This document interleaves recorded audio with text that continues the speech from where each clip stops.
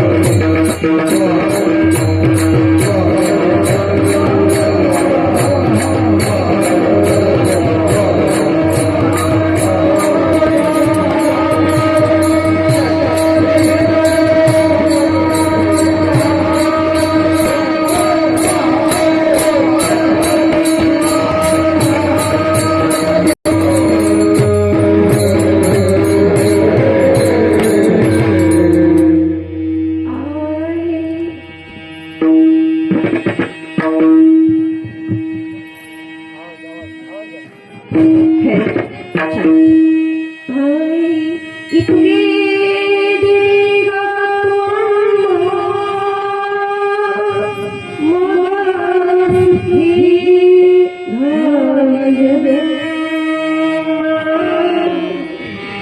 तुझा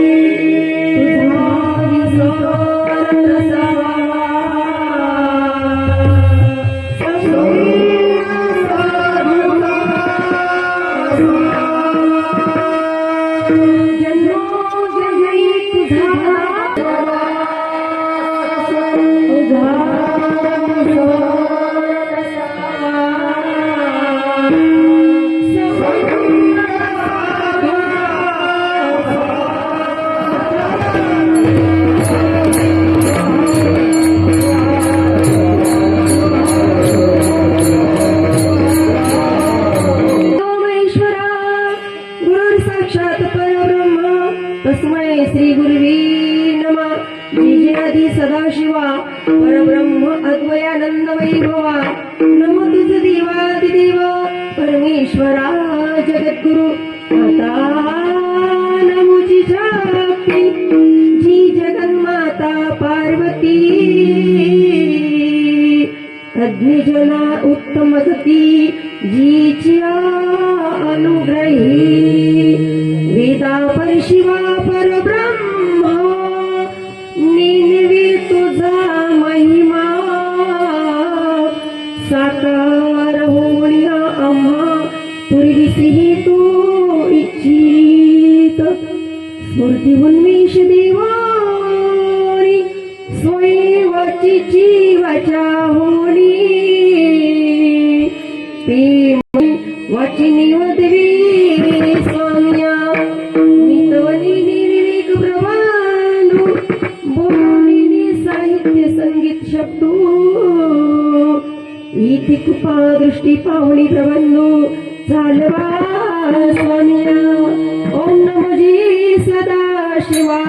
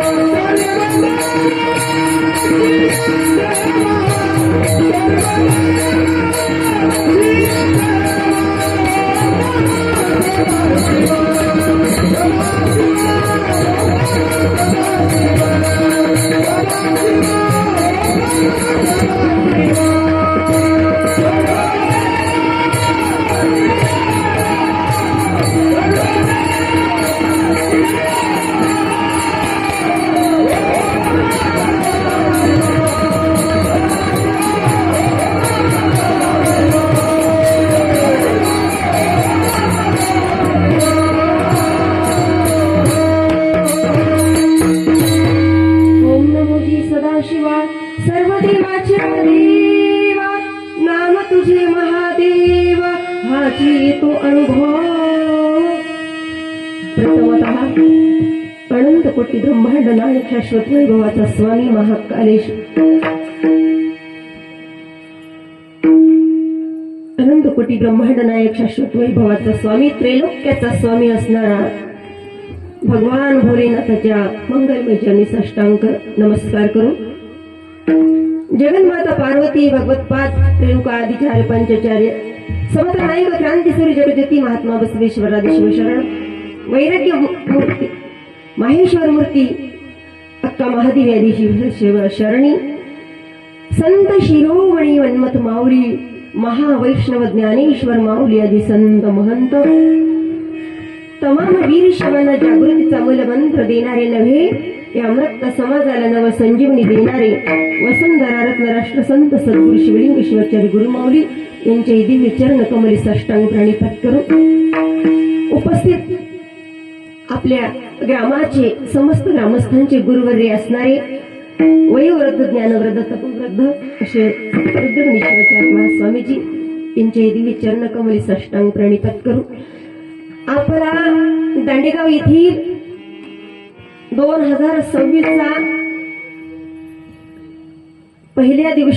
पहिल्या महिन्यातला पहिल्या दिवशीचा हा जो उपक्रम आहे म्हणजे अखंड शिवरम रहस्य पारायण सोहळा तथा शिव महापुराण कथा ज्ञान यज्ञ सोहळा अखंड असा असणारा पहिला उपक्रम म्हणजे या वर्षातला आम्ही नामाच्या यज्ञापासून सुरू केलेला आहे आणि त्या नाम यज्ञाचा 7वा दिवस 7व्या दिवशीची कीर्तन रूपी सेवा माझ्याकडे आपल्याच ग्रामातील समस्त ग्रामस्थांनी ही कीर्तन रूपी सेवा ही संधी मला उपलब्ध करून दिली म्हणून मी प्रथमतः सर्व ग्रामस्थांची आभारी आहे त्यांचं अभिष्ट चिंतन करून कीर्तन रूपी सेवेला उपस्थित असलेले वेदमूर्ती माहेश्वर मूर्ती संगीत अलंकार संगीत विशारद स्वर शिरोमणी राष्ट्रीय शिवा पुरस्कार प्राप्त वीरभद्र स्वामी डोनवाडीकर हल्ली मुकाम परभणी त्यांच्या दिव्य चरण कमली साष्टांग प्रणिपात करून वयोवृद्ध ज्ञानवृद्ध तपोवृद्ध असे असणारे उत्कृष्ट असे शिव कीर्तनकार व्यंकट यांना आहेत बालाजी वाडकरांना आहेत खंडोजी ताते आहेत इकडे आशेगावकर बापू आहेत सुंदर अशी विण्याची सेवा 16 वर्षाच्या मुलासारखे तरुणात असल्यासारखं विण्याची सेवा करतात असे आमचे आशेगावकर बापू आहेत इकडे दोन्ही डोळ्यांना अंध असून आमचे मुळे आप्पा खानापूरकर आहेत पुन्हा 84 अनुष्ठान गुरु माऊलीचं 84 अनुष्ठान ज्या आपल्या कळमनुरी तालुक्यामध्ये संपन्न झालं जरी कोरोनाचा काळ असला तरी खूप मोठ्या थाटामाटानं हे अनुष्ठान संपन्न केलं सोहळा गुरु माऊलीचा आणि अगदी 21 दिवस गुरु माऊलीनं अनुष्ठान केलं आणि पुन्हा आठवडा म्हणजे असे 1 महिनाभर गुरुमाऊली आपल्या ग्रामामध्ये राहिले त्या कमिटीचे सर्व सदस्य आणि जवळ पंचाळीतील भजनी मंडळी इथे उपस्थित आहे तुमचे दिव्य चरण कमली साष्टांग प्रणिपात करते आमच्या ग्रामातील सर्व आता इथून कुठून सुरुवात करायची कुठं संपत सांगू का जे आमच्या ग्रामाचे जिल्हा परिषद सदस्यापासून एकदम सामान्य गावकऱ्यांपर्यंत म्हणजे त्यात पोलीस पाटील आले सरपंच आले उपसरपंच आले सगळे काही सदस्य आले ग्रामपंचायतचे सर्व आणि तुम्ही सर्व ग्रामस्थांच्या दिव्य चरण कमली साष्टांग प्रणिपात करते मागे इथं मांडवामध्ये सगळा महिला वर्ग बसल्या कारणानं आजूबाजूला सर्व जी काही वयोवृद्ध ज्ञानवृद्ध तपोवृद्ध अशी असणारे पितृवर्ग तुम्ही सर्व श्रवणासाठी बसलेल्या मातृवर्ग वहिनी साहेब आई साहेब तुमच्याही दिव्य चरण कमली साष्टांग प्रणिपात करते कीर्तनासाठी उभे असलेले आमच्या सर्व भगिनी देगावचे भजनी मंडळ आहे पुन्हा गौर आहे साडेगाव आहे डिग्रस करमोडी जळा बाजार शिंगणापूर लोण लहान साडेगाव सुंदर अशी विण्याची सेवा करणारे आमच्या शिलावेणी आहेत तुम्ही सर्व सर्व सर्व सर्व संत सज्जन मायबाप सुंदर असं सिंध वादन त्या भैयानं केलेलं आहे गजानन भाऊ भेंडेगावकर देशमुख संत एका ठिकाणी म्हणतो बाबा आमचे शाहीर आहेत पिंगळीकर मामा आहेत सर्व पुन्हा लातूरून हे कुणीतरी काकाजी आलेले आहेत नाव लक्षात नाही माझ्या चेहरा लक्षात आहे पण नाव लक्षात शंकर पाटील बडीकर. संत एका ठिकाणी म्हणतात बाबा, लावणी मृदुंग श्रुती टाळ घोष, शिव ब्रह्मास आवडी. या संतोक्तीप्रमाणे ते मृदुंगासाठी साथ देणारा, अगदी कमी वयामध्ये त्यानं अशी भरपूर कला साध्य केली असा ओंकार देशमुख डोणवाडीकर. तुम्ही सर्व संत सज्जन मायबाप ज्यांच्या मुखारविंदातून आम्ही शिवकथा श्रवण केली 7 दिवस, अशा आमच्या आईसाहेब वेदमूर्ती माहेश्वर मूर्ती श्रीदेवीताई कापसीकर यांच्या दिव्य चरण कमली साष्टांग प्रणिपात करून, तुम्हा सर्व संत सज्जन मायबापांच्या चरणी साष्टांग प्रणिपात करून कीर्तन रूपी सेवेला सुरुवात करायची आहे. कीर्तन रूपी सेवेसाठी घेतलेला अभंग जगदवंदे जगदमान्य साधकांचे मायबाप संत श्रेष्ठ शिवदास माऊली यांचा अभंग 4 चरणाचा अभंग आहे. अभंग तिडकी स्वरूपाचा आहे, परंतु गायनासाठी जरी अवघड असला तरी पाठपरिचयाचा असल्या कारणानं तो आता सोपा होणार आहे. कारण 7वा दिवस म्हणलं की संप्रदायाच्या नियमाप्रमाणे मागणीपर अभंग घ्यावा लागतो. आता तुम्ही म्हणसाल तुम्ही महिन्यापासून पट्टी मागायल्या, बरोबर आहे काय? महिन्यापासून पट्टी मागायल्या आणि आज काय मागणार आहात? ओंकार काकाजी प्रश्न असेल तुमच्यावर. काही मागणार नाही. फोडीले भांडार धन्याचा तो माल, मी केवळ हमाल भारवाई. संतांची भूमिका आहे आणि म्हणून मागणीपर अभंग घेतलेला आहे. पहा, संत श्रेष्ठ शिवदास माऊली संप्रदायामध्ये 3 जण शिवदास नावाचे संत होऊन गेले असं अभ्यासकांचं मत आहे. एक शिंगणापूरचे, एक सोलापूरचे आणि एक बीड या गावचे. मग त्याच्यामध्ये मन्मथ माऊलीच्या आरतीची एक शिवदास आहे, शिवपाठाची शिवदास आहे, काही अभंग गाथ्याची शिवदास, अशी शिवदास माऊलीचा अभंग आहे. अभंगाच्या माध्यमातून हा अभंग संतांनी असा लिहिला की काहीच मागायचं नाही पण मागल्याशिवाय राहायचं नाही, उसातून जायचं पण पचट लागू द्यायची नाही, असा अभंग आहे आजचा. संत श्रेष्ठ शिवदास माऊली म्हणतात, बाबा देवा मी जास्त काही मागणार नाही, मी तो अल्पची संतोषी, मी थोडंच मागणार आहे. पण काय काय मागणार आहे पहा, संतांची मागणी आणि आमची मागणी. संत म्हणतात, बाबा मागावं कुणाला सर, मागावं कुणाला, मांगो उसी से जो दे खुशी से और कहीं न किसी से. कुणाला मागावं? संत म्हणतात, देवा मी तुला काही जास्त मागणार नाही, काही जास्त मागणार नाही, फक्त थोडस इतकी दे ग तू अम्मा.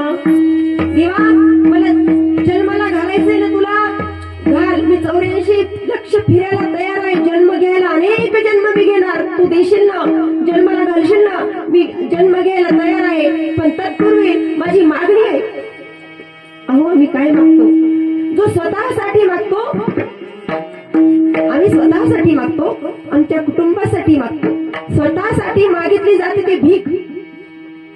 पहा, कुटुंबासाठी मागली जाते ती भिक्षा, भिक्षांच पार्वत.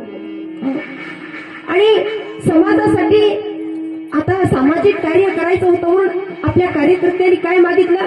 दान मागितलं. पहा, दान. संत याच्याही पुढे गेले आणि संतांनी काय मागितलं? पसायदान. काय मागितलं? प्रसाद मागितला. ज्ञानेश्वर माऊली काय म्हणतात बरं? जी खळांची व्यंकटी सांग तया सकर्मी रती वाढो, भूता परस्परे जडो जडो मैत्र जीवा. पहा, इकडे महावैष्णव ज्ञानेश्वर माऊली असं मागणं मागतात, देवा जे वाईट आहे, जे दृष्ट आहे त्यांचं दृष्ट पण जाऊ दे. इकडे मन्मथ माऊली, जी दृष्ट दुर्जना मंगला तयांची होत निर्मळा, कळी काळ सकाळ अनेक ही ऐसी करावे. काय करायचं? देवाला काय मागायचं आहे? मन्मथ माऊलीला काय मागितलं? सुखांची मळी पिकवावे, अमुलाग्न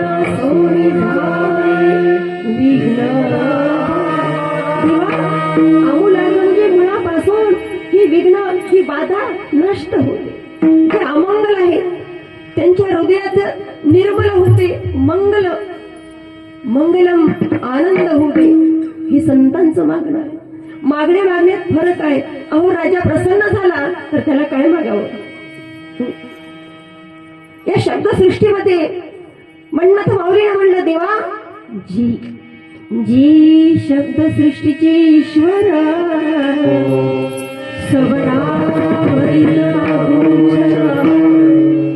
निर्लेप मंगल साचार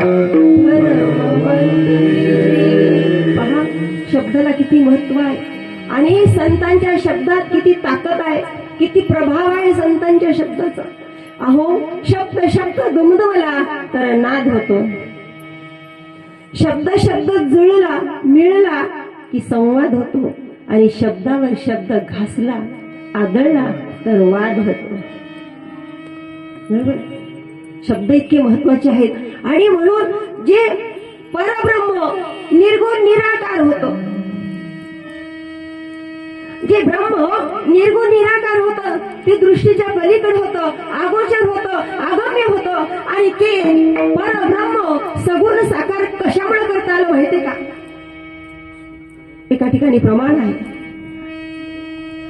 ते केले सगुण शब्द बस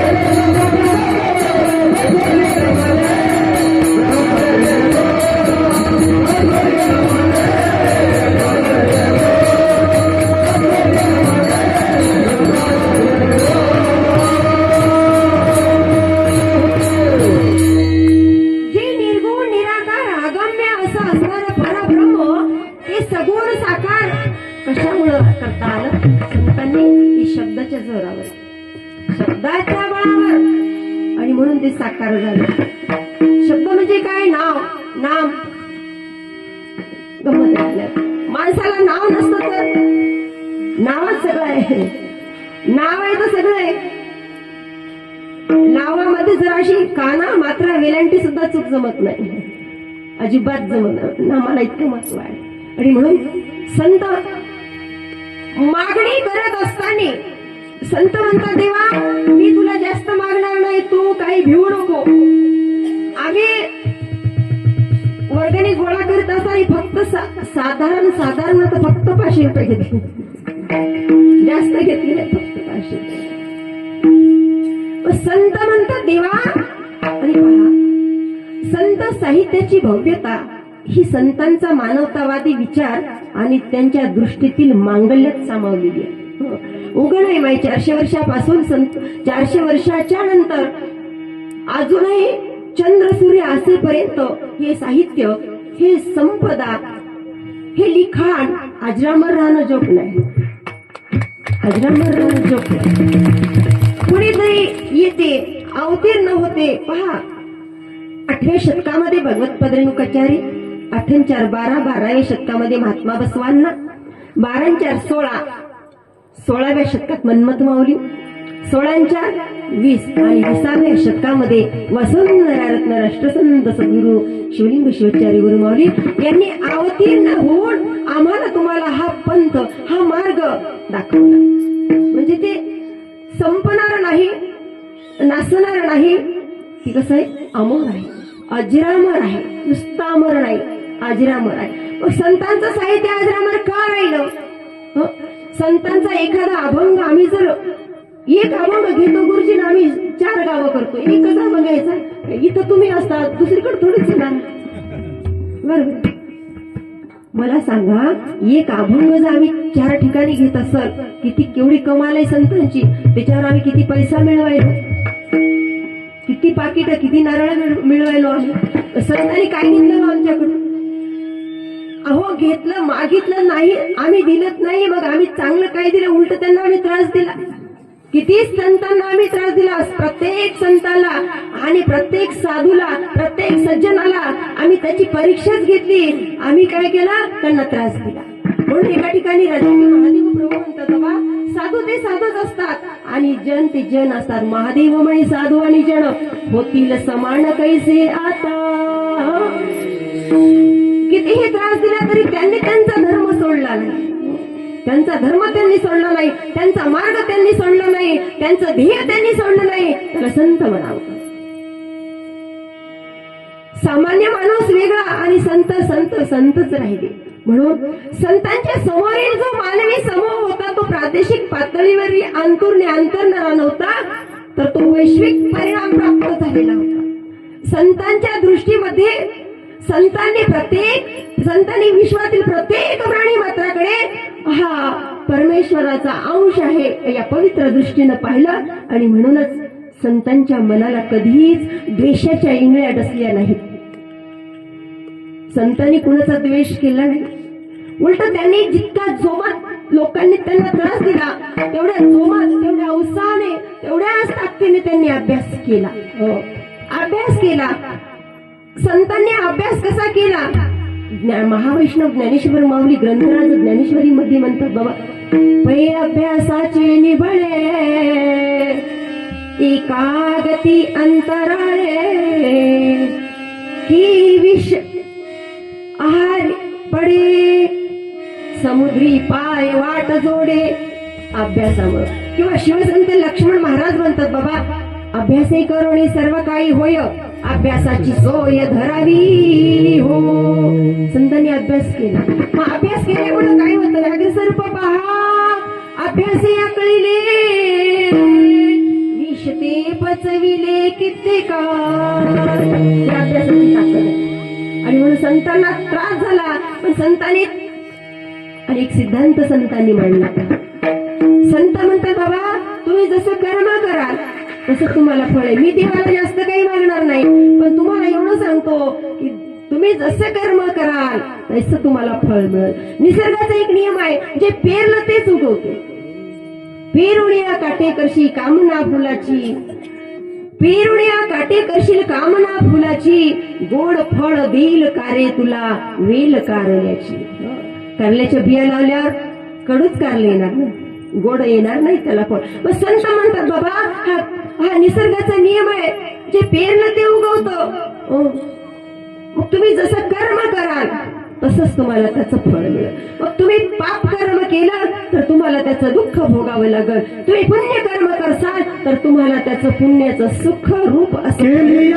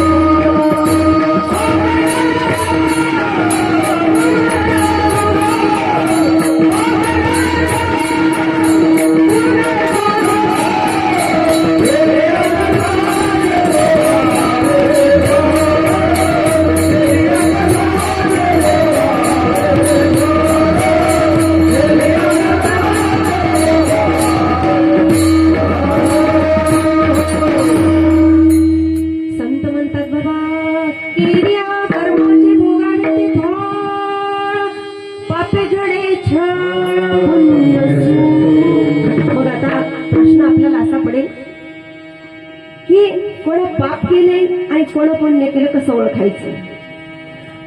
आपल्याला समोर कधी कधी काही उदाहरण येतात की काही लोकांना फार दुःख असते. तो सुख भोगतोय का दुःख भोगतोय याच्यावरून आपण ओळखू शकतो की यानं पहिल्या जन्मात पाप केले का पुण्य केले. संत म्हणतात बाबा तुम्ही जे पेराल ते उगवेल, तुम्ही जसं कर्म कराल तसं तुम्हाला फळ मिळेल. उजेडात होते पुण्य अंधारात पाप, ज्याची लाज हाती आहे, अंधाराची कर्म कसं आहे आपल्या हातात आहे. आपल्या हातात काय आहे कर्म आहे. पाप करायचं का पुण्य करायचं. मग पुढे सिद्धांत मांडतात संत म्हणतात बा पाप म्हणजे काय आणि पुण्य म्हणजे काय. परोपकाराय पुण्याय. अगदी शॉर्टकट मध्ये सांगितलं. 18 पुराणे जे महर्षी व्यासजींनी लिहिली त्यांनी एवढं सविस्तर लिहिणारे व्यासजी इतकं सविस्तर लिहिलंय. दररोज जरी वाचलं तरी त्यांचं लिखाण संपणार नाही एवढं लिखाण त्यांनी लिहून ठेवलं. पण एवढं व्यापक लिहिणारे एवढं सविस्तर लिहिणारे महर्षी व्यासजी 18 पुराणे लिहून त्यांनी पापाची आणि पुण्याची एका वाक्यात अर्ध्याच वाक्यात व्याख्या करून ठेवली. आणि ते म्हणतात बाबा दुसऱ्याला विनाकारण त्रास देणं म्हणजे पाप आहे. दुसऱ्याला निरपेक्षपणे मदत करणे परोपकार करणे म्हणजेच पुण्य आहे. याच्यावरून आपण समजायचं की आपण पाप करतोय का पुण्य करतोय. मग पुण्य केलं तर आम्हाला सुख आहे आणि पाप केलं तर आम्हाला निश्चित दुःख आहे. ते की आम्ही जे जे कर्म करू ते आमच्या पुढे दत्त म्हणून उभं राहणार आणि त्याचं फळ आम्हाला निश्चित मिळणार. कारण परमेश्वर असा तोलून मोजून त्याचा काटा असतो. ज्याची हीर चित्रगुप्त भूमंडळी असती अलिप्त, ज्या ज्या कर्मी प्राणी होती लिप्त, ते वरिष्ठी कांती दया तेची नेती, पाप पुण्याचा झाला घेतली, निर्दयी शिक्षा प्राणी भोगती अवघडे माय बाबा. आपल्या या दोन्ही भुजावर दोन एकीकडे चित्र आणि इकडे गुप्त नावाचे दोन हेर बसलेले आहेत. आणि प्रत्येक तुमच्या आमच्या कर्माचा हिशोब ते लिहून ठेवतात. कुठं काना मात्र वेलंटी सुद्धा चुकू देत नाही. आणि म्हणून कर्म करीत असताना सावधानता बाळगायला लागते. संतांनी सावधानतेचा इशारा दिला. संत म्हणतात बाबा तुमचं ध्यान ठेवा, तुमचं लक्ष ठेवा तुमच्या कर्मावर. चुका ध्यान. जर आमचं गाडी चालवताना लक्ष विचलित झालं चित्त विचलित झालं तर आपला प्राण जाऊ शकतो. संत म्हणतात बाबा जर तुमचं कर्म चुकत असेल तुम्ही वेळेस सावध व्हा. संत म्हणतात सावध होई आपण आपल्याला स्वतःला आणि पहा स्वतःचा उद्धार स्वतः करून घ्यायचा आहे. उद्धरेच आत्मना. आपल्याला कुठं जायचंय, आपल्याला काय करायचंय, आपल्याला संतांची संगती करायची, सत्संग करायचा का आपल्याला दुसरंच काहीतरी करायचं. हा विचार आपल्या जवळ आहे. आणि आपल्या आत्म्याचा उद्धार आपणच करणार आहोत. आपण स्वतः जीवलं तरच आपलं पोट भरतं. तसं आपले कर्म आपण पुण्यप्रद ठेवले तर आपल्याला सुख निश्चित आहे. आणि पहा संत म्हणतात दिसो परतत्व डोळा, पाहो सुखाचा सोहळा, निघो महाबोध सुकळा, माझी विश्व. ही संतांचं मागणं आहे. आपले कर्म चांगले आहेत. आम्ही महाराष्ट्रात सारख्या संतांच्या भूमीमध्ये जन्म झाला आणि अनेक संतांनी अशी अनेक प्रवचन कीर्तन तुम्हाला आम्हाला दिलेली आहे. ही किती मोठी देण आहे. अहो आकाशासारखी उत्तम गंगेसारखी निर्मळ अशी भारतीय संस्कृती आहे. सूर्यासारखी तेजस्वी आहे. या भारतामध्ये आम्ही जन्मलो, त्यातल्या त्यात महाराष्ट्रात जन्मलो आणि आम्हाला या संतांच्या साहित्याचा फार मोठा असा वारसा लाभलेला आहे. महाराष्ट्रात अनेक संत होऊन गेले. मग त्या संतांनी अनेक अशा प्रकारची वाङ्मय साहित्य संपदा तुमच्या आमच्यासाठी करून ठेवली. आणि ती मागणी मागत असताना तेव्हा अभंगाच्या पहिल्या चरणात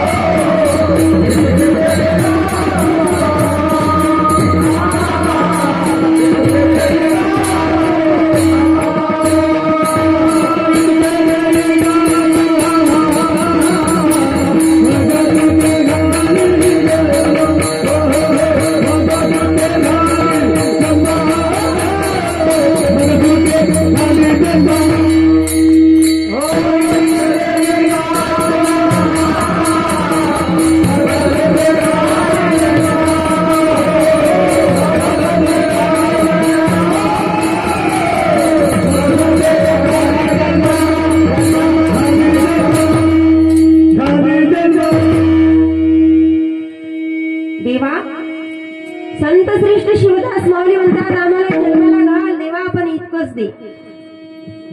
अभंग 4 चरणात आहे. पहिल्या चरणात देवाला संत म्हणतात आम्हाला जन्माला घाल इतकी देवा तो सुखी घाली जन्मा. संतांची दृष्टी कशी होती? दृष्टीचं ऑपरेशन होऊ शकते. 5-10 हजारची लेस टाकू शकतो आणि आपल्या दृष्टी थोडीशी का होईना परत थोडीशी मिळवू शकतो. बदलता येत पण दृष्टिकोन बदलता येत नाही ना. दृष्टिकोन बदलू शकत नाही आपण. म्हणून असं सांगितलं जातं दृष्टी बदला सृष्टी बदलेल.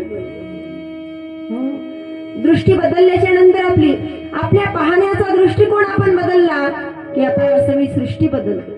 संत म्हणतात बाबा सारे विश्व चैतन्याच्या आणि महाबोधाच्या सुकाने नाहून निघाले आणि अशी मंगलमय प्रार्थना करण्यासाठी कृतीत दृष्टीत वागण्यात चालण्यात पावित्र्य असावं लागतं. आणि असं पावित्र्य असलं म्हणजेच सारे विश्व सच्चिदानंदाच्या कंदातील अंश संतांना वाटले.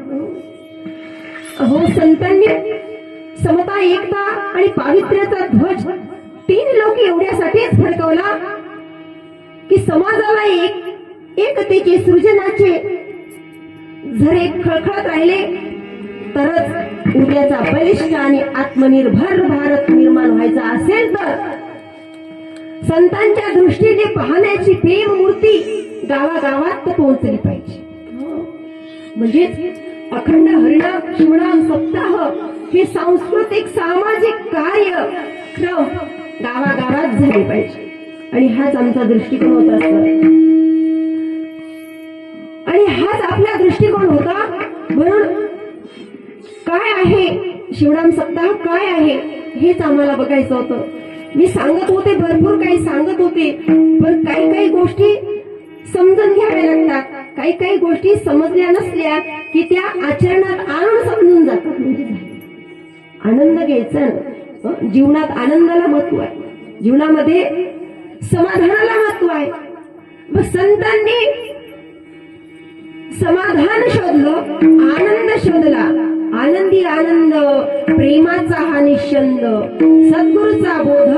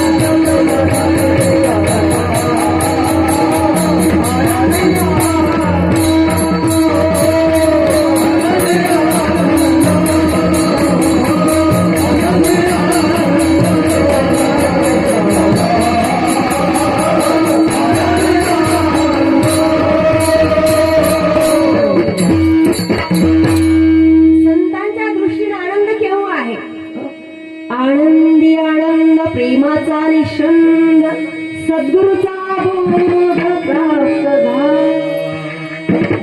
तेव्हा संतांच्या दृष्टिकोनात तेव्हा पहा, जेव्हा माणसाचा जन्म झाला.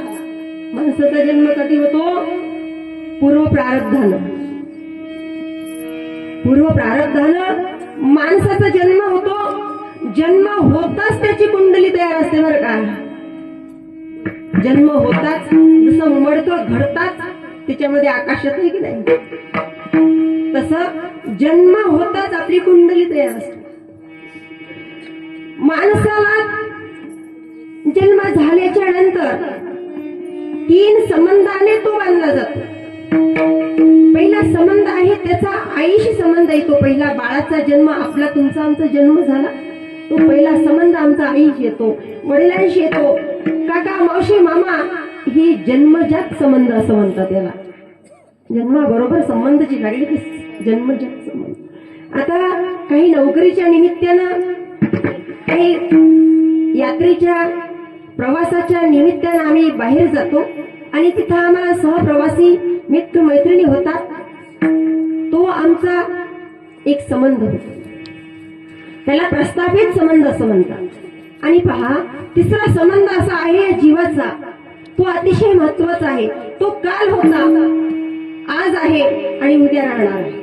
तिसरा संबंध असा आहे, तो ज्या सत स्वरूपाची ओळख करून देतो, प्राप्ती करून देतो. तो संबंध, मी कोण आहे, मी कशासाठी जन्मलो, मी कुठून आलो. प्रत्येकाने आपल्याला स्वतःला प्रश्न विचारला पाहिजे, मी कुठून आले. घरून आले, पण घरी कुठून आले. प्रत्येकाला प्रश्न विचारला पाहिजे, कुठून आले. बरं ठीक आहे, कुठं जायचंय त्याच्यापेक्षा महत्वाचा प्रश्न आहे, अहो जन्म झाला आपला, तो होऊन गेला. तेव्हा काही मुहूर्त, आणि मुहूर्त पाहण्यातच आमचं आयुष्य निघून जातो आणि एक दिवस बिना मुहूर्तातच आम्ही निघून जातो. प्रत्येकाने प्रश्न स्वतःला विचारला पाहिजे, मी कुठून आले. बरं आले तर आले, मी कसं वागायला पाहिजे, मी काय करायला पाहिजे, मला कुठं जायचंय. संत म्हणतात, माझा मीच कोण नकळे माझसी, तुझ्या स्वरूपाशी जाणतीसी. अरे भगवंता महाकालेश्वरा, तुझं स्वरूप मला काय कळणार आहे. मग ते स्वरूप कोणता संबंध असा आहे की त्या स्वरूपाची प्राप्ती आम्हाला करून देतो. तो संबंध म्हणजे आहे अजरामर असा संबंध आहे. तो संबंध म्हणजे संत सनातन संबंध.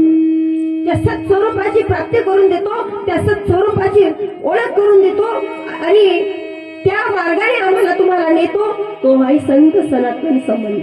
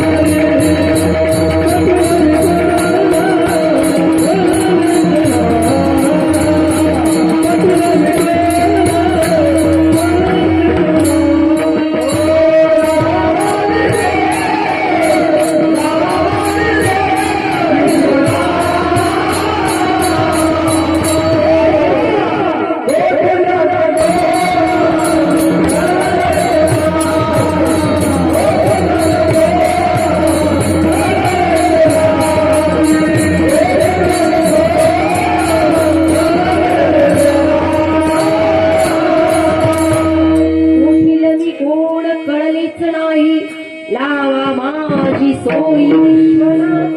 अरे महाकालेश्वरा, मी कुठून आलोय, मला काय करायचंय, मला कुठं जायचंय, मला काही सोय नाही. आणि म्हणून संतांनी ही सोय लावली.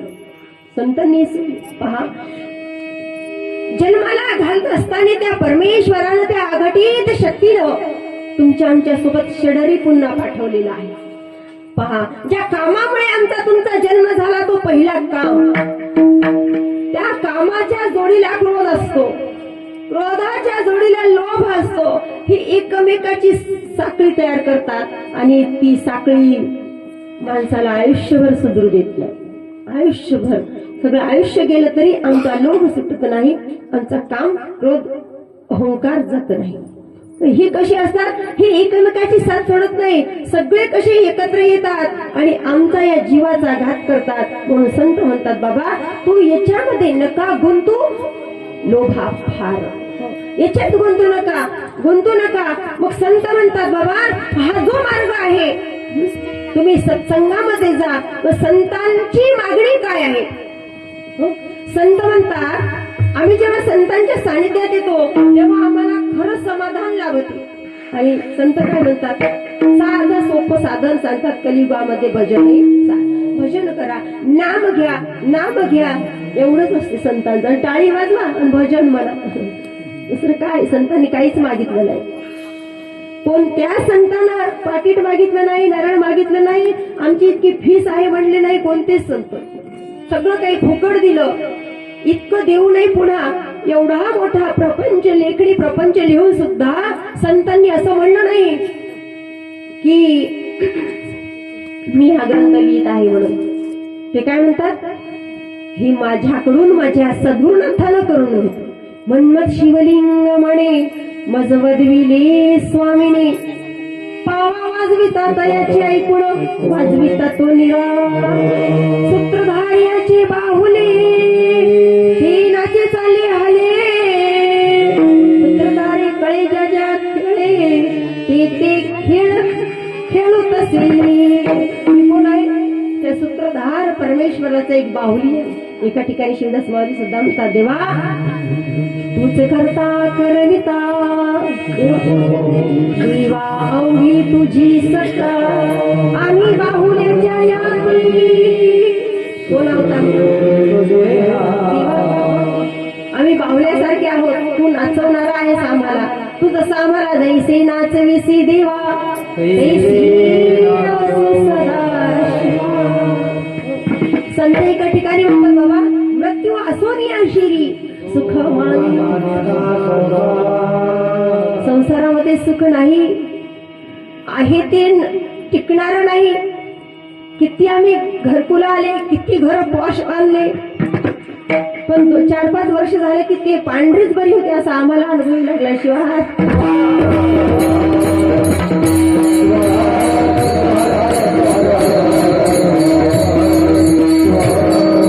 आणि पहा, माणूस संसारात कधीच समाधानी नसतो. का नसतो, त्याचं समाधान शोधण्याचं जे कारण आहे ते तिथं नाही.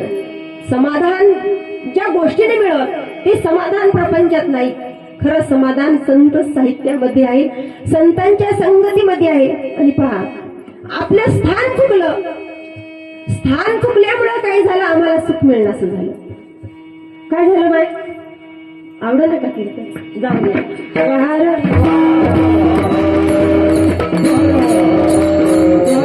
संत तुम्हाला आम्हाला प्रापंचिक जीवाला प्रपंचातले उदाहरण देतात. अहो, वेदांच्या रुच्या जर सांगितल्या तर आम्हाला झोप लागेल, कधी कळणार सुद्धा नाही. म्हणून संत तुम्हाला आम्हाला जागा करण्यासाठी संत म्हणतात, एक ते पाणी उसमिरच्या ते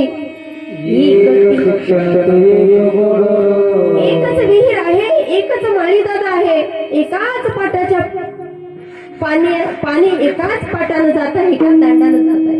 आता प्रगती झाली, पाणी थेंबानं आणि पीक जोमान. पूर्वीचा काळ होता भिजवणीचा. माळीदादा पाणी देत होता, त्या पाटाचं पाणी त्या माळीदादानं कलवलं आणि त्यानं ते उसाच्या फडाला लावून दिलं.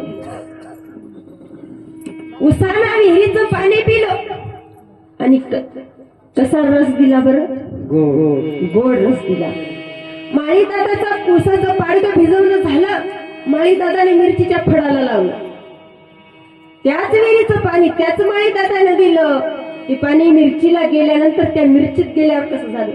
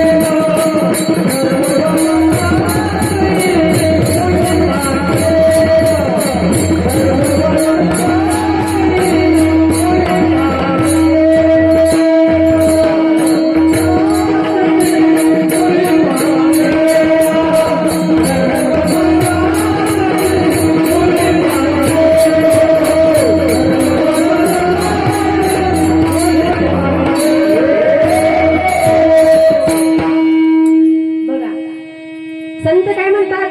सर्व वनस्पती मुळी पाणी एक, भेद तीन अनेक.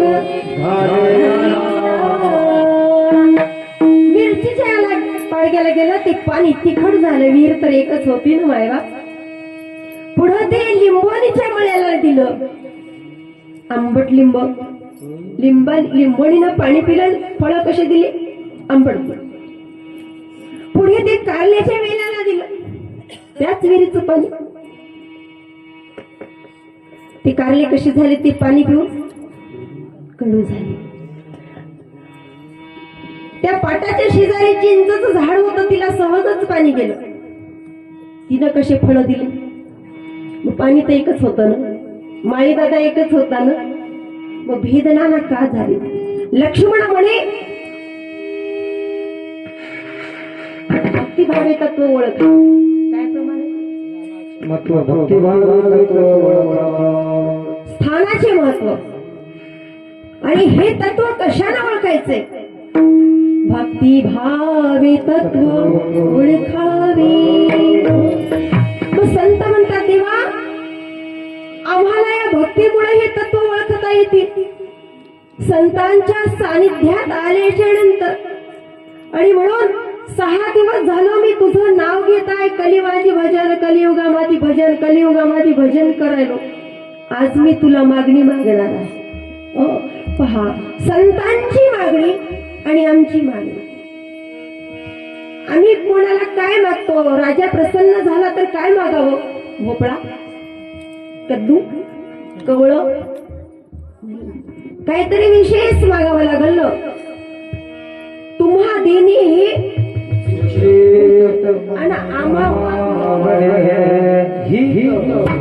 आम्हाला हितकर व्हावं आणि त्या परमेश्वराला देत असताना योग्य वाटावं असंच मागितलं पाहिजे ना आम्ही. मग संतांनी काय मागितलं? देवा मी तुला जास्त काही मागणार नाही. फार इतकी देईगा तू आम्हा मग सुखी. मग आम्हाला तू जेव्हा जन्माला घालशील तेव्हा तू काय कर बरं? अभंगाच्या दुसऱ्या चरणात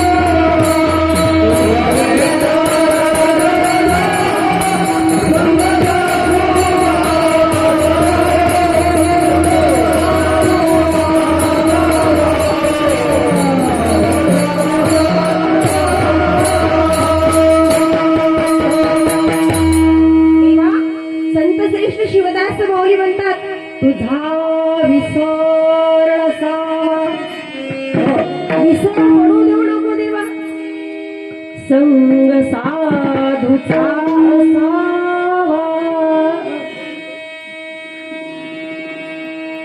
परमेश्वराचा विसर पडणं म्हणजे विपत्ती. संत म्हणतात देवा तुझा विसर कधीच पडू देऊ नको. स्मरण म्हणजे संपत्ती आहे. परमेश्वराचं स्मरण म्हणजे संपत्ती आणि परमेश्वराचं विस्मरण म्हणजे विपत्ती, म्हणजे आपदा, म्हणजे काहीतरी संकट आहे. मग स्मरण आणि विसर पहा. मग अशी शिवकथेमध्ये आपल्या बापून नंदीचं सोंग आणलं होते की नाही. असंच नवीन महादेवाचं मंदिर करायचं होतं. मंदिर बांधलं, शिवलिंग काशीहून आणलं. आता स्थापन करायचं म्हणून म्हणले महादेवाचं वाहन नंदी आहे, म्हणजे नंदीवर आपण त्याची मिरवणूक काढू गावभर. आता उद्या आपल्या ग्रंथाची याची पालखीची मिरवणूक गावभर निघणार आहे बरं. सकाळी ठीक 7 वाजता. लोकांनी विचार केला, 4 म्हणले महादेव लिंग स्थापना करायची आहे आणि लिंग स्थापना करायला ते गावभर फिरू, मिरवणूक काढू, एकदा ते शिवलिंगाचे सगळे गावाला पाय लागू देऊ म्हणले, पूजापाती होऊ द्या म्हणले. मग कशावर काढायचे? नंदीवर काढू म्हणले, त्याचं वाहनच नंदी आहे म्हणले. मग एक नंदी आणला, नंदीवर वाहन नंदी म्हणून महादेव ठेवला, लिंग ठेवलं त्याच्यावर. गावभर त्याची मिरवणूक काढली. इथून वडाखाली नेली, वडाखालून आईकडे नेली, आईकडून तिकडं नेली, तिकडून. मग ते जात असताना नंदी आता महादेव म्हणल्यावर त्याच्या पाठीवर महादेव आहे. मग त्याची लोक पूजा करू लागले, त्याला नैवेद्य पूर्णाच्या पोळीचा चालू लागले. त्याला मज्जा वाट लागली नंदीला. नंदीला मजा वाट लागली. काय मजा आहे म्हणलं, आज काय गोड गोड पोळ्या मिळाल्यात म्हणला. बरं झालं म्हणलं मला शुगर तरी नाही, नाहीतर पोळ्या खाता आल्या नसतं म्हणलं. एवढ्या गावभर पोळ्या आहेत मला आज. त्याला मजा वाटू लागली. मग ते गेलं सार्वजनिक गणपतीच्या तिकडे गेलं. त्याला वाटलं आता जगलंय आपलं, लोक एवढी आपली पूजा करायले, हे वजन व्हायची काय गरज आहे म्हणला. गदगद अंग हलवलं सार्वजनिक गणपती कशी गेले तिथे. मग त्यांना अंग हलवल्यानंतर नंदीनं ते शिवलिंग काय झालं, खाली पडलं. मग लोकांनी काय केलं, लोकांनी त्याला मारलं. ते शिवलिंग काय पाडलं म्हणून. आता काय झालं, बेदम मार बसला. सगळ्यांनी मारलं. ज्याला हात गळून असतो त्या नंदीला मारलं. खूप दुःख झालं. मग त्यानं चिंतन केलं, त्यानं अभ्यास केला की मला गावभर 3 हिस्से, म्हणजे आता इथून जर मिरवणूक काढली तर 3 हिस्से मिरवणूक आपल्या घरापर्यंत झाली की नाही, आणि एकाच हिश्श्यासाठी मला मार्क का भेटला असा अभ्यास केला नंदीने. नंदी अभ्यास होता. आजचा नंदीला अभ्यास होता. गुदमरला की बरोबर काढू चांगला अभ्यास लेकरू होतं. तेव्हा ते नंदी झालं ना. ते नंदीवर काय जोख आहे का? त्याला अभ्यास केला. बेदममार कशामुळे मला भेटला, माझ्या पाठीवर शिवलिंग होतं. ते शिवलिंग जोपर्यंत माझ्या पाठीवर होतं तोपर्यंत लोकांनी माझी पूजा केली, मला नैवेद्य चारला. आणि मी जेव्हा अंग हलवलं तेव्हा ते शिवलिंग खाली पडलं. याचा अर्थ असा आहे म्हणला की मला जोपर्यंत देवाचं स्मरण होतं तोपर्यंत मला सुख मिळालं. जेव्हा माझ्या अंगावरला मी नंदी म्हणतो, अंगावरला शिवलिंग खाली पडला, मला परमेश्वराचं विस्मरण झालं, तेव्हा मला बेदम मार बसला.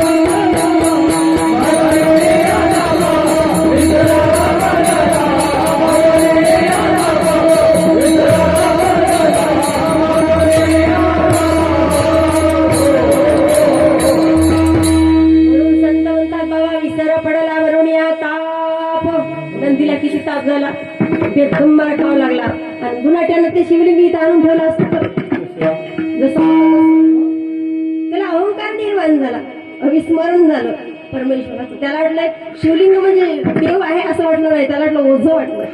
आणि म्हणून संत म्हणतात बाबा विसर पडायला म्हणून या ताप ना ना. संत म्हणतात बाबा याच्यासाठी मला तुझा विसर पडू देऊ नको, विसर पडू देऊ नको. आणि हा विसर पडू नये म्हणून संगती कोणाची करावी लागते, तुझा विसर नसा संग साधूचा असा. संगती करावी सदा सज्जनाची. संगतीला अतिशय महत्व आहे. आम्ही कोणाच्या संगतीत राहतो. अहो संत म्हणतात शिंदी वृक्षाखाली दुग्ध पान केले, कस्तुरीचे पोते हिंगाने नसले, मोल कमी आले संगतीने. अहो सिंदीच्या झाडाखाली जरी दूध पिलं तरी लोक म्हणतील का दूध पिले म्हणून? नाही म्हणणार, बिलकुल म्हणणार नाही, त्याला सिंधीच पिली म्हणतात. हे संगतीचा परिणाम. म्हणून संत म्हणतात बाबा मला तुझ्या नामाचा विसर पडू देऊ नको. आणि हा नामाच्या विसर न पडावा म्हणून जी जागृत करणारी असे आहे, परोपकारी असे आहे, अकारण कृपाळू असे आहेत, ती म्हणजे संत आहेत. त्यांची संगती मला लाभू दे, तुझा विसर नसावा संग साधूचा असावा. संत सज्जन मायबाप मागणीपर अभंगामध्ये संत म्हणतात इतकंच दे मला, आता काही नको.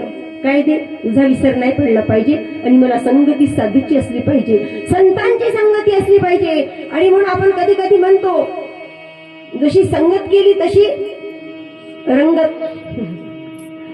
जसं अन्न खाल्लं तसं त्याचा परिणाम, जैसे खावे अन्न तैसे होय. अन्न म्हणजे काय? ती करणारी स्त्री कशी आहे संत ग्रंथामध्ये सांगतात. मी आधीच सांगितलं फोडिले भांडार धन्याचा तो माल त्या परमेश्वराचा माल आहे. त्या परमेश्वराचं भांडार उडायचं आहे, संतांचा माल आहे. आणि आपण इथपर्यंत जे जे आपणासी ठावे ते सकळांशी सांगावे, शहाणे करून सोडावे सकल. जे आपल्याला चांगलं माहित आहे फक्त असं म्हणायचं नाही मी तुला सांगितलं तू कोणाला सांगू नको. जे चांगलं आहे ते ज्ञान प्रसार करणं अन्नदानासारखं ज्ञानदान आहे. दानाचे अनेक प्रकार आहेत. कन्यादान आहे, भूमिदान आहे, गोदान म्हणजे गाईचं दान आहे, घोड्याचं दान आहे, वाजी. पुढे हल्लीच्या काळानुसार रक्तदान आहे. पुन्हा दुसरं नेत्रदान आहे, अवयवदान आहे. देहदान म्हणजे अवयवदान, देहदान आहे. आणि हे काही विज्ञानानं शोधून काढले असं नाही बरं का. आपल्या पूर्वपार ऋषीमुनी दान केलेलं आहे अवयवांचं. महर्षी दधीशींनी आपले अवयव दान केले. आपला प्राण ब्रह्मरंध्राद्वारा शिवरूप केला. आणि आपले जे हाड देह उरला त्या देहाचे हाडाचं शस्त्र म्हणून इंद्राला दिलं आणि इंद्राला ते पोथीमध्ये आलं. असं महर्षी दधीशी ऋषींचं हे दानाचं सांगायले. दान आज नाही अवयव दानाचं हे विज्ञानानं शोधून काढलं असं नाही, तरी पूर्वापार आमच्या भारतीय संस्कृतीनं आम्हाला दाखवून दिलेलं आहे की अवयव दान होऊ शकतात. त्यांच्या हाडाचं शस्त्र बघा, विचार करण्यासारखी गोष्ट आहे. हाडाचं शस्त्र बनवलं आणि असुराला मारलं. म्हणजे दानाचा भाग सांगायले. नेत्रदान आहे, अवयवदान आहे, देहदान आहे. देहदान. संत म्हणतात बाबा अशा आम्हाला संतांची संगती करू दे. अशी आम्ही मागणी तुला करतो परमेश्वरा, फक्त तुझा विसर आम्हाला पडू देऊ नको. महाविसर पडू नये. संतांची साधूची संगती राहावी.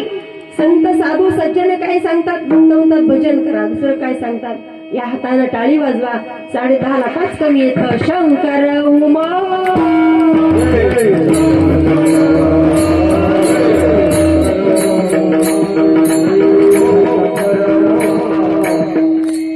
एका ठिकाणी प्रमाण आहे.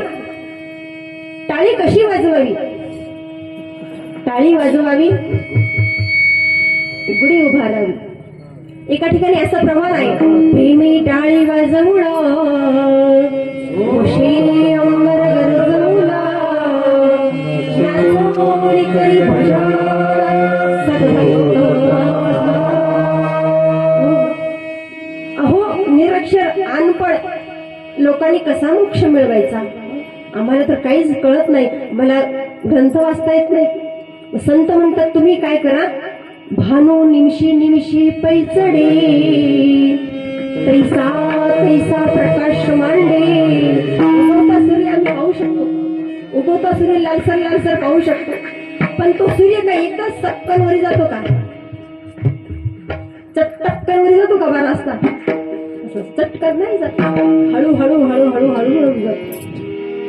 संत म्हणतात बाबा जे अडाणी आहेत, निरक्षर आहेत, अबला आहेत, त्यांनी नामस्मरण कसं केलं पाहिजे? हळूहळू हळूहळू हळूहळू केलं पाहिजे. प्रेमानं टाळी वाजवली पाहिजे, मुखाने नाम घेतलं पाहिजे. सगळ्यांना हात आहेत, मला माहिती आहे, मी गावातलीच आहे. सगळ्यांनी हात वर करा आणि प्रेमानं भजन करा. बरं तुम्ही तरी एकुणीकीला चिटकून बसल्यात, मी एकटी उभी आहे की नाही? श्रीराम प्रभूच्या गोटात सुलोचना उभी आहे अशी उभी आहे की नाही सर? तुम्हाला तरी आता वाटायलाच नाही तसं. म्हणून म्हणाले स्त्री कशी असावी, नंतर उत्तरार्धामध्ये आपण बघूया. सगळ्यांनी हात वर करा, मी पण करते. ही मंडळी पावली खेळत, तुम्ही हाताने टाळी वाजवायची आणि भजन म्हणायचं, शंकर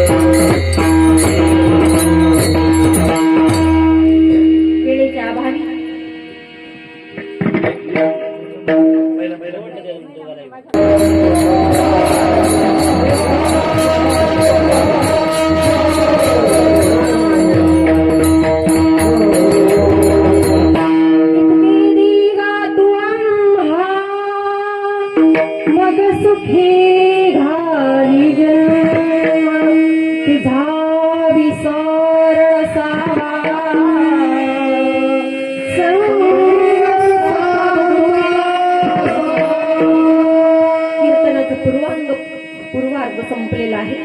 आता 2 चरण सोडवणं झाली, 2 राहिले. पण अर्ध झाला आता आवड झाला. लांब ढेल असल्यावर आवड करतात नाही. आवड झाला आता पुढचं ढेल राहिले. आता 2 चरणाच खायचे. संत म्हणतात बाबा विसर पडणं म्हणजे काय? स्त्रीनं कसं असलं पाहिजे, कारण धर्म जागृत ठेवते, धर्म जिवंत ठेवते ती स्त्री आहे. आणि प्रत्येक कर्तृत्ववान पुरुषाच्या पाठीमागे एका कर्तृत्ववान स्त्रीचा हात. छत्रपती शिवराय घ्या, स्वामी विवेकानंद घ्या, मन्मथ माऊली घ्या, ज्ञानेश्वर माऊली घ्या. अहो आई गेली तर काय झालं, छोटीशी मुक्ताई.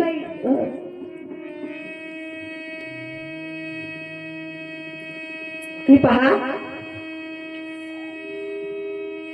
कर्तृत्वाचा पराक्रम पुरुषाकडे आहे, पुरुष वर्ग, पण मातृत्वाचा पराक्रम स्त्रीकडेच आहे. स्त्री ही सामान्य नाही. स्त्रीला आरक्षण आता दिलं 50%, हे आता दिलं असं वाटत असेल, पण स्त्रीला आरक्षण 50% स्वतःच्या मांडीवर कोण बसवलं. भगवान शिव परमात्म्यानं अर्धनारी नटेश्वराचा फोटो पाहिल्याच्या नंतर लक्षात येते, बरोबर आहे आपा, जैचा शिव तैचा शिवाचार्य असं असणारे भगवान शिव परमात्मा. पार्वती तू स्त्री रूप दिसत आहे, तू निजात्माची असे पाही, विचार आत्मा आत्मी वस्तूचे ठाई असे काय पाहता. जर तू स्त्री दिसत असली तरी तिला 50% आरक्षण भगवान परमेश्वरानं दिलेलं आहे. मग स्त्री कशी असावी, स्त्रीचं आचरण कसं असलं पाहिजे. एका ठिकाणी असं सांगितलं जातं की स्त्री ही गोड बोलणारी असावी, तिची वाणी मधुर असावी. प्रयत्न केला तर आपण जरी आपली वाणी मधुर नसेल तरी होऊ शकते, फक्त प्रयत्नांती परमेश्वर. स्त्री ही दररोज भांडण करणारी नसावी. स्त्री ही चहाडी चुगली रळी रांगोळी, संतांच्या भाषेत रळी रांगोळी करणारी नसावी, चुगल्या करणारी नसावी. विनाकारण काम सोडून दुसऱ्याच्या घरी फिरणारी नसावी. आत्मपरीक्षण करावं आपलं, आपण कोणत्या वाक्यात बसतो ते. आणि मग स्त्री कशी असावी, स्त्री ही अभ्यासू असावी, ती सतत उद्योगी असावी. हो, स्त्रीनं कसं वागलं पाहिजे, डोक्यावरचा पदर तिनं कधीच खाली पडू दिला नाही पाहिजे बरं का. ही आपली संस्कृती आहे बाबा. स्त्रीनं असे छोट्या छोट्या बाह्याचे ब्लाऊज कधीच नाही घातले पाहिजे, मालिकेत बघून नाही, पिक्चर मध्ये बघून नाही, कधीच नाही. पूर्ण असे जितके होईल तितके पूर्ण वस्त्र घातले पाहिजे, परिपूर्ण वस्त्र. आजच कथा करताना सांगितलं की स्त्रीनं आपल्या मुलीकडे लक्ष दिलं पाहिजे, पण मला वाटते मुलीनं स्वतःचा विचार स्वतःच केला पाहिजे. मुलीला जे सुख दुःख मिळणार आहे ते आईमुळे मिळणार नाही. आई वडील लेकराला शिकवतात, मोठा करतात लहानाचं, पण त्यांना जेव्हा अक्कल येते, अक्कलच म्हणा बुद्धी म्हणा, मग ते स्वतःच्याच बुद्धीनं वागू लागतात. त्यात आई वडिलांचा काही दोष नसतो माहिती. म्हणून स्त्री कशी असावी, स्त्री ही मधुर वाणी असावी स्त्रीची, स्त्री ही नम्र असावी, स्त्री ही गृहस्थाश्रमाचं मूळ आहे म्हणून ती सदाचारी असावी. संत म्हणतात स्त्रिया सुचिरभूत असाव्या सदा, स्पर्श करू नये जरी संसारी असे तरी आचार सोडू नये. उगाच बिना आंघोळीची 12 वाजेपर्यंत फिरणारी स्त्री नसावं का. मला तर तळपायची आग मस्तकाला जाते अशी बाई बघितली, फार राग येतो मला. नाहीतर काही काही महिला मंडळ बघतो आपण, आंघोळ झाली का नाही म्हणतात, लाज वाटायला पाहिजे नाही म्हणायला. सकाळी उठल्याबरोबर स्नान केलं पाहिजे, आपल्या आपल्या कुलदेवतेचं कुलाचाराप्रमाणे धर्माचरणाप्रमाणे आचरण केलं पाहिजे स्त्रीनं, कारण ती गृहस्थाश्रमाचं मूळ आहे. धन्यता गृहस्थाश्रमाला जेव्हा स्त्री सदाचारी असते ना तेव्हाच मिळते. पुरुष काय हो, त्यांचा दिवा मराठी भाषेत. कारण जिच्या हाती पाळण्याची दोरी ती जगाला उद्धरी, जगाला, घराला नाही नसते. आणि स्त्रीचे संकुचित विचार असू नये, व्यापक विचार असावेत. कारण जेव्हा स्त्रिया मनावर घेतात तेव्हा 100 वर्ष सुद्धा घर फुटत नाही म्हणून. इतकी स्त्रीमध्ये ताकद आहे. स्त्री काही सामान्य आहे का? अहो, सूर्याला थांबवणारी ती स्त्री होऊन गेली भारतात. सूर्याला थांबवलं ती ना, काय ताकद असेल तिची. आम्हाला तर चटकन लाईट बंद होत नाही खटका बिघडला तर. काय ताकद असेल त्या माऊलीची, काय पतिव्रता असेल ती. त्यांनी छत्रपती शिवरायासारखे शूरवीर योद्धे जन्माला घातले. काय त्या राजमाता राष्ट्रमाता जिजाऊची ताकद असेल. काय घोड्यावर दौड केली त्या माऊलीनं, तेव्हा तिचं काय अवस्था होती, काय वातावरण होतं. असं म्हणून स्त्री हे गृहस्थाश्रमाचं गुण आहे. आणि हे मी संत सांगायले म्हणून सांगायले बरं, नाही तर उद्या माझी सोय लाव सांगतो. अवघड आहे. दुसऱ्या गावातून सकाळी 5लाच निघून येतो आणि आता इथून कुठं जावं. हो, काल काय म्हणले तुम्ही?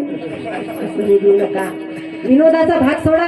तुम्हाला झोप येऊ नये म्हणून हसायले. पहा, चांगलं सांगत असताना माणसाला झोप येते. झोप भाग्यवंत असते, ती कीर्तन ऐकायला येते. जांभळी डुकली भाग्यवंत असतात. त्यांनी म्हणलं आम्ही कुठं स्थान मिळवावं, आम्हाला सत्संग कुठं मिळव.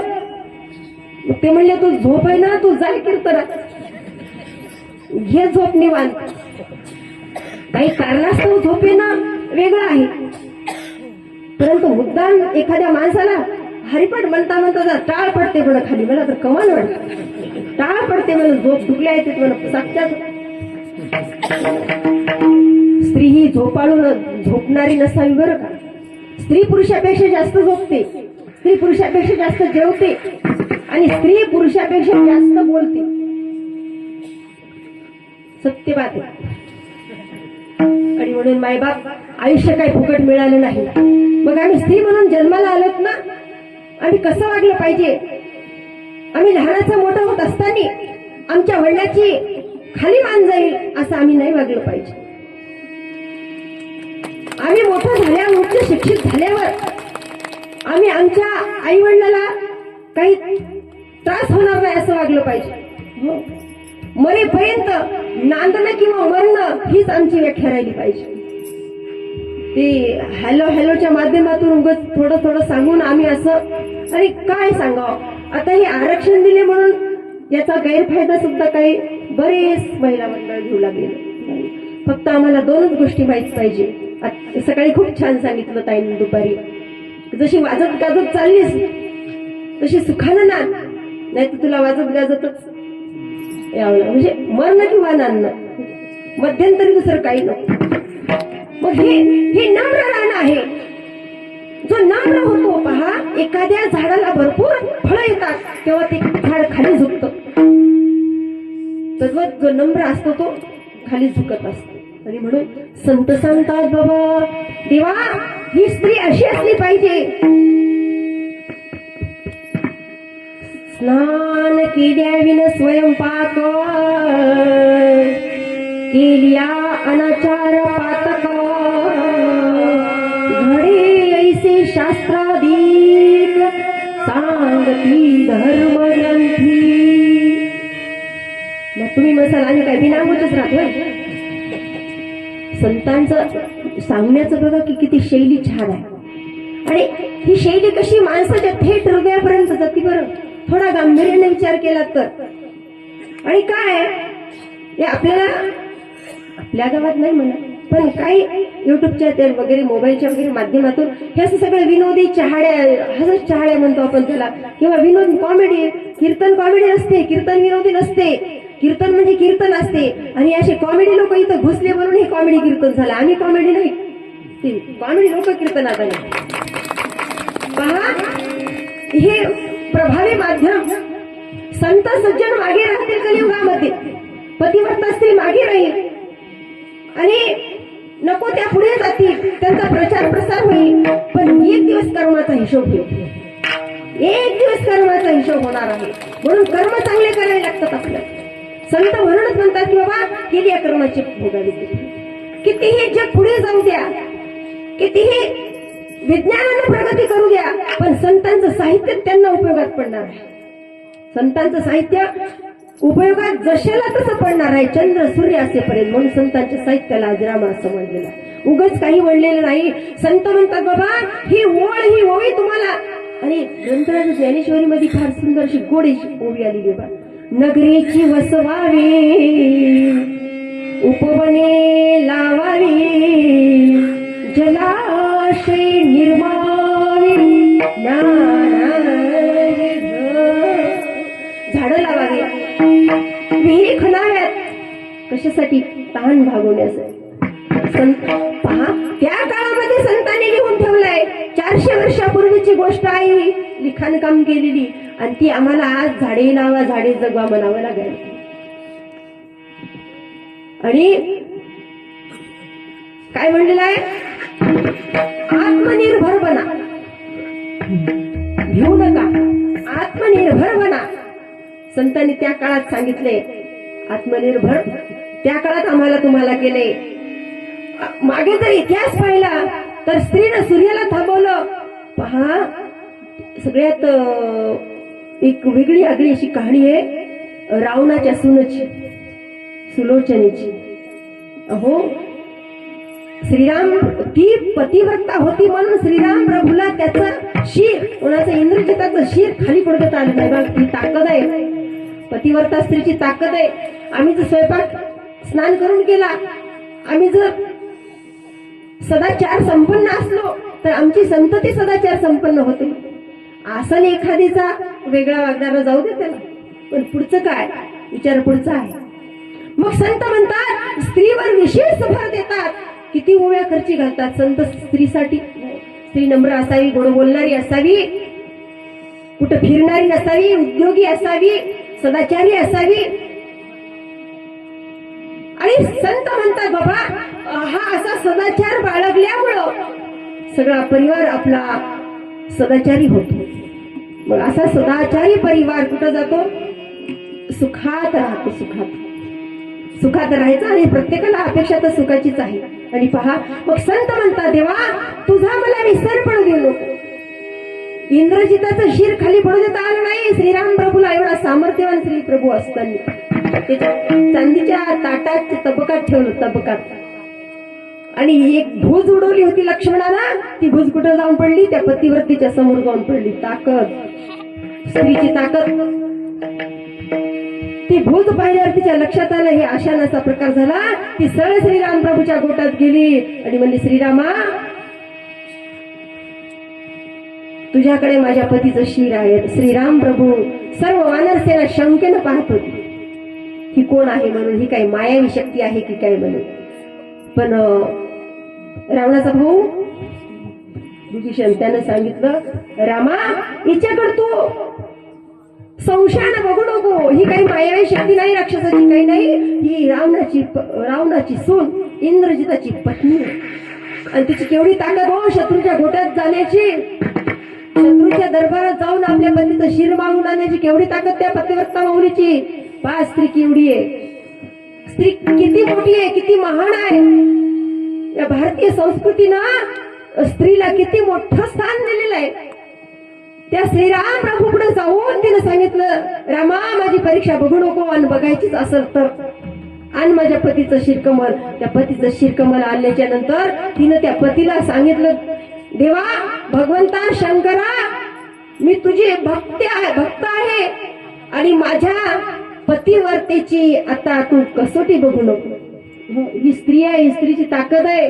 पोथ्या पुराण सांगायची म्हणजे आता ही वेळ नाही कारण वेळ खूप झालेला आहे. मग मला असं म्हणायचंय की त्या श्रीराम प्रभूनं तबक ठेवल्याबरोबर ते मुख कमल बोलू लागलं. बघा धडा वेगळं केलेलं मुख कमल बोलू लागलंय का पतिव्रतीची ताकद आहे. मायबाप ही आपली ताकद आहे. महिला मंडळ ही आपली ताकद आहे. आपण आज शिकायलो, सवरायलो, खूप मोठ्या उच्च पदावर चाललो, पण आम्ही आमची संस्कृती विसरायलो.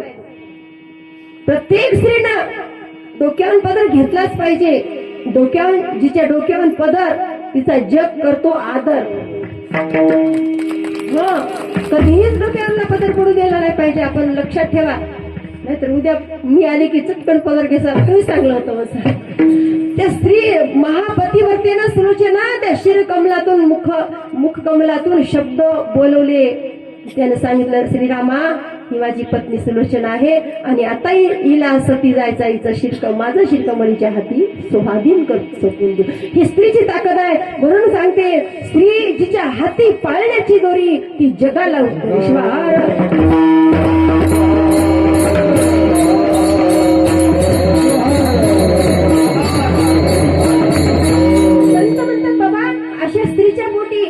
मला जन्म मिळावा ही मागणी आहे संतांची. पुरे एक पुत्र धन्य ती माऊली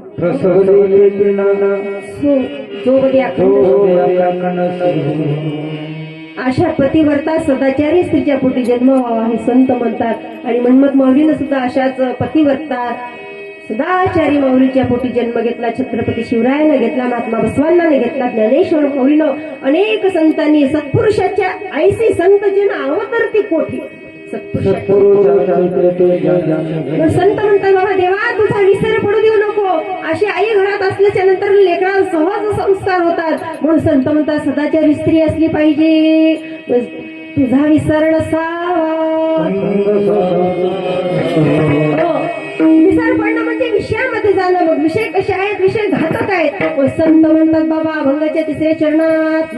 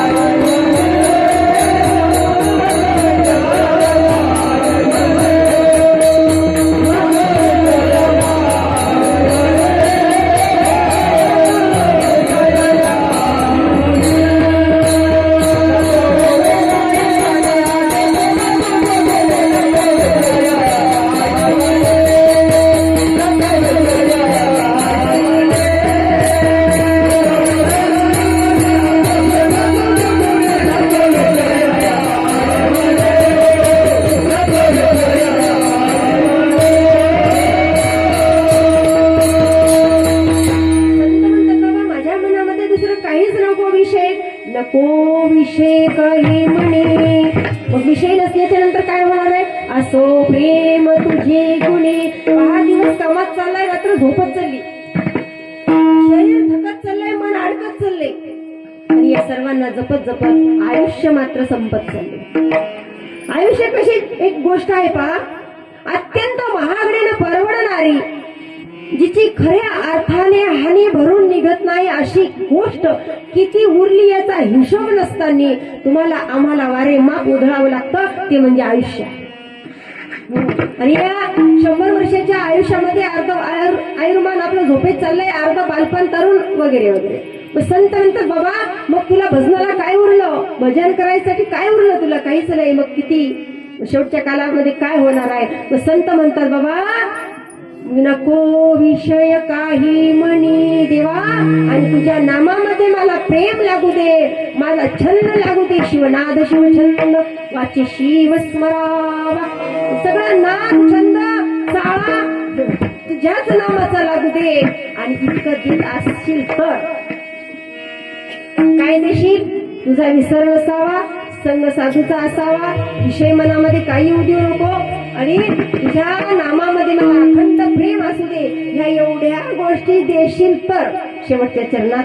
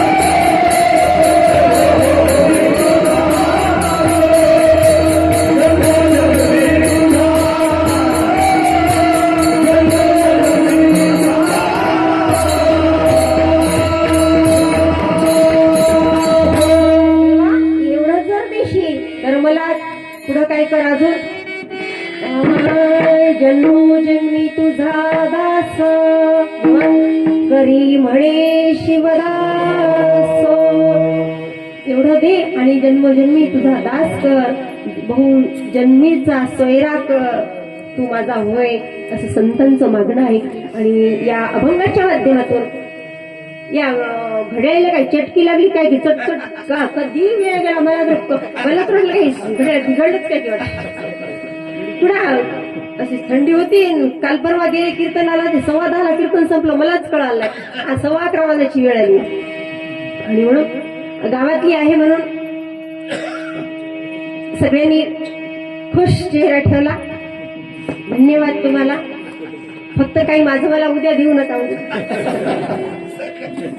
पहा, आयुष्य खूप सुंदर आहे. जन्म त्याच्याहूनही सुंदर आहे. दुर्लभम मानुषम प्राप्तम असं म्हटलेलं आहे. दुर्लभ असा नरजन्म मिळाला. या नरजन्माचं सार्थक करून घ्यावं. आणि अशीच आपल्या ग्रामामध्ये सत्संगाचे आयोजन व्हावेत अशी सदिच्छा व्यक्त करून 11ला फक्त 7 मिनिटं कमी आहेत. 7 मिनिटच बोलते फक्त. या अखंड शिवणाम सत्याच्या माध्यमातून तुम्हाला आम्हाला ज्ञान मिळालं. खाणे को भोजन, लेणं को नाम असा एक प्रकार आहे, ते मिळाला. आणि काय असतात, कोणत्या संप्रदायाचे कसे नियम असतात ही अनुभवायला मिळालं. ग्रंथात परमनशाचं पारायण ऐकायला करायला मिळालं. आणि तुम्ही आम्ही सर्वजण धन्य झालो. धन्य धन्य. संत म्हणतात केव्हा धन्यता प्राप्त होते, जेव्हा अक्षय सुखाची प्राप्ती होते तेव्हा. बोलण्याच्या ओघात माझी ज्याने काही कमी जास्त झाला असेल तर आपल्याच गावातली एक सोयरी आहे. मी बाशिंगानं नाही आलेली तर सोयरी आहे. आता माझ्या सुना इथली असतील, बाशिंगाने येतील. आणि सोयऱ्याने सोयऱ्यासारखंच राहा म्हणजे झालं. म्हणून तुमची सर्वांची अशी कृतज्ञता व्यक्त करते. पहा, एक हा अंक आहे तेव्हा त्याला काहीच किंमत नाही राहत. पण ज्याच्यावर त्या एकाच्या पाठीवर जेव्हा एक शून्य येतो तेव्हा त्याची किंमत वाढते. अजून दुसरा शून्य आला, तिसरा शून्य आला, चौथा शून्य आला, मग एक हा अंक काढून घेतला, काहीच नाही. मग एकाच्या पाठीवर एक एक शून्य वाढत गेला, एकाची किंमत वाढत गेली. एकाची किंमत वाढत गेली 10, 100, 1000 वगैरे वगैरे झाले. तसंच आम्ही 4 चौघ एक होऊन पुढे झालो. आणि शून्याच्या रूपानं सगळे गावकरी आमच्या पाठीवर आले, माझे आले. बरोबर, सिद्धांत आला लक्षात तुमच्या. आणि म्हणून हा कार्यक्रम झालाय बरं का. तुमच्या कष्टाच्या घामाच्या पैशातून हा कार्यक्रम झालेला. आणि म्हणून आपण काही कार्यक्रम फुकट, मला असं वाटते की आपण जिथं पैसा देतो ना, व्यवहारात दया नसा आणि दयेत व्यवहार करू. जिथं आपण रुपया देतो ना तिथं त्या रुपयाच्या मोबदल्यात बरोबर काम झालं पाहिजे असं मला वाटतं. मी या तत्वाची बाई. म्हणून मी निंतानी बायाला म्हणत असते, तुम्हाला धुरपत माय पाहून घे म्हणते की नाही. बरं आहे तिथं धुरपत माय तुम्हाला पाहून घे. मला काय करायचं, कारण हा जो धंदा आहे, हा जो व्यवहार आहे, हा जो व्यवसाय आहे, हे जे जीवन आहे, हे जे वागणं आहे, हे जे कर्म आहे, हे सगळं माझं शिवार्पित आहे. मी स्वतःच म्हणून काहीच करून घेत नाही गुरुजी. मी म्हणते हे देवाचं आहे. आणि गुरुजीनं काल सांगितलं ना, शिराळे गुरुजीने, हे सगळं देवाचं आहे. म्हणून प्रत्येक प्रामाणिकपणा म्हणजे काय, प्रत्येक काम कोणी आपल्याला बघत नाही तरी पण प्रामाणिकपणे करायचं, न चुकता व्यवस्थित करायचं म्हणजे प्रामाणिकपणा, म्हणजेच इमानदारी. आणि प्रत्येकाला इमानदारीचा संदेश देत असतात. प्रत्येकाच्या घामाच्या रुपयाचा हा कार्यक्रम आहे बरं. आणि म्हणून आपण कुठलाच कार्यक्रम सोडला नाही पाहिजे. जीवाची किती फळफळची हो, प्रत्येक कार्यक्रम काय आपण त्याच्यासाठी पैसा मोजलाय ना, पैसा मोजलाय आपण. म्हणून प्रत्येक कार्यक्रमाला तुम्ही प्रामाणिकपणे खरंच पैसे जसे दिले तसेच कार्यक्रमाला हजर झाला. खरंच या मंगल प्रसंगी आपल्या आता आपणच आपलं कौतुक करून घ्यायचं. शिवेची यजीची देव, आपणच आपलं कौतुक. कधी कधी आपलं कोणी कौतुक करत नसलं की आपण आपलंच कौतुक केलं पाहिजे. स्वतःला मनवायचं, स्वतःला समजवायचं. आणि म्हणून सुंदर असा कार्यक्रम आम्ही काळजीत होतो, हा कार्यक्रम कसा होईल, काय होईल. पण गुरुमाऊलीच्या आशीर्वादानं तुम्हा सर्वांच्या सहकार्यानं हा कार्यक्रम अगदी आनंदात पार पडला. आजचा 7वा दिवस. उद्या प्रसादाचं कीर्तन आहे. कीर्तनासाठी सर्वांनी हजर राहायचं आहे. सकाळी ग्रामस्थांची गुरुमाऊली अशी असणारी वयोवृद्ध ज्ञानवृद्ध तपोवृद्ध त्रिकाल स्मरणीय प्रातस्मरणीय षट्स्थल ब्रह्मी 108 रुद्रमहेश्वराचार्य स्वामीजी, पेटी मास्तर मृदुंगाचार्य आणि विशेष म्हणजे आम्हाला लाभलेली सुंदर अशी सिस्टीम. एकदा खरंच मला आपण टाळ्या वाजवा. कुठल्याच प्रकारची कुरकुर न करतात भैयाना आमची म्हणले 1 तारीख तुम्हाला काय हरकत